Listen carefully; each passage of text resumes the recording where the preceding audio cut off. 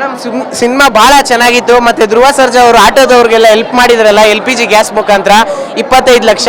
ನಾನು ಒಬ್ಬ auto driver, ತುಂಬಾ ಒಳ್ಳೆ ಕೆಲಸ ಮಾಡಿದ್ದಾರೆ. ಮತ್ತೆ ಆಟೋಗಳು ಡೊನೇಟ್ ಮಾಡಿದ್ದಾರೆ, ತುಂಬಾ ಒಳ್ಳೆ ಕೆಲಸ ಮಾಡಿದ್ದಾರೆ. ಅವ್ರಿಗೂ ಆಟೋದವ್ರಿಗೆ ತುಂಬಾ ಹೆಲ್ಪ್ ಆಗಿದೆ. ಈ ಗ್ಯಾಸ್ ಇಲ್ಲಾರ ಕಾರಣಕ್ಕೆ ತುಂಬಾ ಹೆಲ್ಪ್ ಮಾಡಿದ್ದಾರೆ ಅವರು. ಸಿನಿಮಾ ಬೊಂಬಾಡಾಗಿತ್ತು ಮೇಡಮ್. ಇದೆ ಮೇಡಮ್, ಆಕ್ಷನ್ ಓರಿಯೆಂಟೆಡ್ ಮೂವಿ, ಒಳ್ಳೆ ಮೆಸೇಜ್ ಇದೆ, ಬ್ರದರ್ ಸೆಂಟಿಮೆಂಟ್ ಎಲ್ಲ ಚೆನ್ನಾಗಿದೆ ಮೇಡಮ್.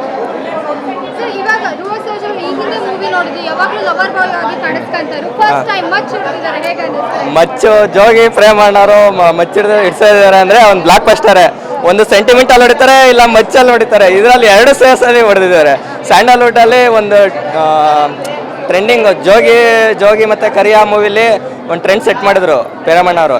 ಇವಾಗ ಅದನ್ನೇ ಟ್ರೆಂಡ್ ಮುಂದುವರಿಸ್ತಾ ಇರೋದು KD ಮೂವಿಯಿಂದ. ಒಳ್ಳೆ ಒಂದು ಕಂಬ್ಯಾಕ್ ಅಂದ್ಕೊಳ್ಳಿ, ಜೋಗಿ ಪ್ರೇಮಣ್ಣಂಗೂ ಕಂಬ್ಯಾಕು, ಧ್ರುವ ಸರ್ಜಾ ಅವ್ರಿಗೂ ಕಂಬ್ಯಾಕು. ಬಹಳ ದಿನ ಆದಮೇಲೆ ತುಂಬ ಪರಿಶ್ರಮ ಪಟ್ಟು ಹಲವು ಕಲಾವಿದರು ಸೇರಿ ಚೆನ್ನಾಗಿ ಬಂದಿದೆ ಮೂವಿ.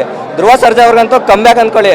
ಜೋಗಿ ಪ್ರೇಮಣ್ಣನ ಯಾರ್ಯಾರು ಟ್ರೋಲ್ ಮಾಡ್ತಿದ್ರು, ಟ್ರೈಲರ್ ನೋಡಿ ಹಂಗಿದೆ ಹಿಂಗಿದೆ ಅಂತ ನೆಗೆಟಿವ್ ಕಾಮೆಂಟ್ ಆಗ್ತಿದ್ರಲ್ಲ, ಅವ್ರಿಗೆಲ್ಲ ಫಿಲಮ್ನಲ್ಲಿ ಉತ್ತರ ಸಿಕ್ಕಿದೆ. ನಿಮ್ಗೆ ಏನಾದರೂ ಉತ್ತರ ಬೇಕಂದ್ರೆ ಬಂದಿಲ್ಲ ನೋಡಿ.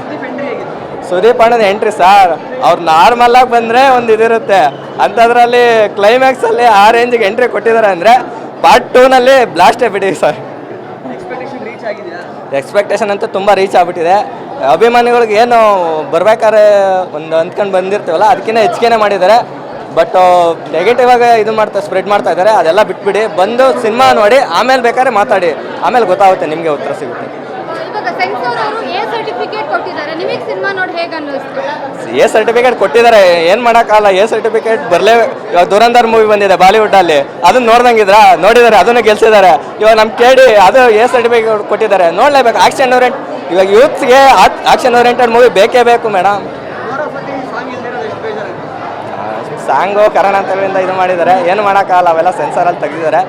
ಪರವಾಗಿಲ್ಲ, ಆ ಸಾಂಗ್ ಇಲ್ಲ ಅಂದ್ರೂ ಬೇರೆ ಸಾಂಗ್ ಇದಾವಲ್ಲ ಚೆನ್ನಾಗಿದಾವೆ. ಪ್ರೇಮಣ್ಣ ಅಂದರೆ ಸಾಂಗು ಚಿಂದಿನೇ ಎಕ್ಸ್ಟ್ರಾಡಿನರಿ ಸಾಂಗ್ ಸಖತ್ತಾಗಿದೆ.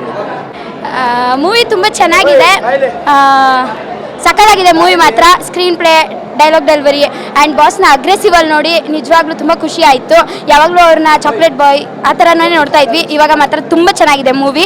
Seriously next ಲೆವೆಲಲ್ಲಿದೆ. ಅಂದರೆ ಬೇರೆ ಆ್ಯಕ್ಟರ್ಸ್ ಕೂಡ ಇದ್ದಾರೆ ಅಲ್ವಾ, Ravichandran sir, Ramesh Aravind sir and ಲಾಸ್ಟಲ್ಲಿ ಸುದೀಪ್ ಸರ್ ಬರ್ತಾರೆ. ಅವ್ರು ಬಂದಮೇಲೆ ಇನ್ನೂ ಕ್ಯೂರಿಯಾಸಿಟಿ ಬರುತ್ತೆ, ನೆಕ್ಸ್ಟ್ ಹೆಂಗಿರ್ಬೋದು ಆ್ಯಂಡ್ ಅವರಿಬ್ಬರನ್ನ ಮುಖಾಮುಖಿ ನೋಡಿದ್ರೆ ಹೆಂಗಿರುತ್ತೆ ಅಂತ ಇನ್ನೂ ಕ್ಯೂರಿಯಾಸಿಟಿ ಇದೆ.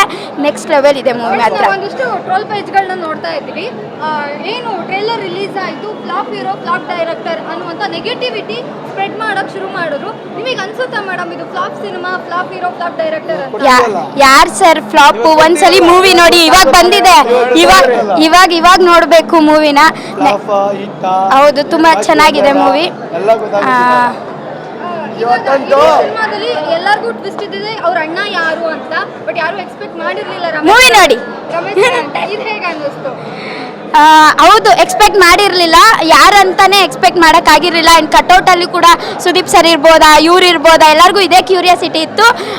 ಚೆನ್ನಾಗಿದೆ, ಅವ್ರದ್ದು ಕಾಂಬೋ ಕೂಡ ತುಂಬ ಚೆನ್ನಾಗಿದೆ. ಆ್ಯಂಡ್ ಮೂವಿ ಕೂಡ ತುಂಬ ಟ್ವಿಸ್ಟ್ ಇದೆ ಮೂವಿಲಿ, ನೋಡಬೇಕು. ಆ್ಯಂಡ್ ನೀವೇನೋ ಕೇಳಿದ್ರಲ್ಲ ಟ್ರೋಲರ್ಸ್ ಈ ಥರ ಹೇಳ್ತಾರೆ ಅಂತ, ನೋಡ್ಚಿನ ಕೊಡಕ್ಕೆ ಹೋಗ್ಬೇಡ ಟಾಂಗು, ನಮ್ಮ ಬಾಸ್ ಹಿಡ್ದಾಯ್ತು ಲಾಂಗು. ನಮಗೆ ಗೊತ್ತು, ನಮ್ಮ ಬಾಸು ಇಂಡಸ್ಟ್ರಿಗೆ ಪರ್ಫೆಕ್ಟ್ ಕಿಂಗು. ಹೌದು ಮೇಡಮ್, ನಮಗೆ ತಿಳುವಳಿಕೆ ಬಂದಾಗಿಂದ ಧ್ರುವಣ್ಣನ ಫ್ಯಾನು. ತುಂಬ ಅವರು ರಿಯಲ್ ಲೈಫ್ಗಿಂತ ರಿಯಲ್ ಲೈಫಲ್ಲಿ ತುಂಬ ಒಳ್ಳೇದು ಮಾಡ್ತಾ ಇದ್ದಾರೆ.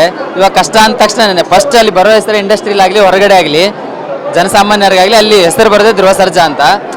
ಅಷ್ಟು ಒಳ್ಳೆಯವರು ಮೇಡಮ್. ಹಾಂ, ಒಳ್ಳೇದು ಮೇಡಮ್. ಒಂದೊಂದು ಸೀನ್ ಹಂಗೆ ಗೂಸ್ ಬಂಪ್ಸ್ ಆಗ್ತಾ ಇದೆ.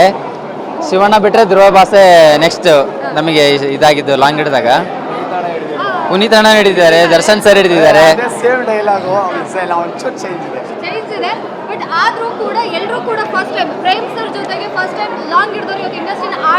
ಹೌದು ಮೇಡಮ್, ನೋಡಿದ್ವಿ ಮೇಡಮ್. ಅವ್ರದ್ದು ಡೈರೆಕ್ಷನ್ ಅಂದ್ರೆ ಮಾತೇ ಇಲ್ಲ, ನೆಕ್ಸ್ಟ್ ಲೆವೆಲ್ ಮೇಡಮ್.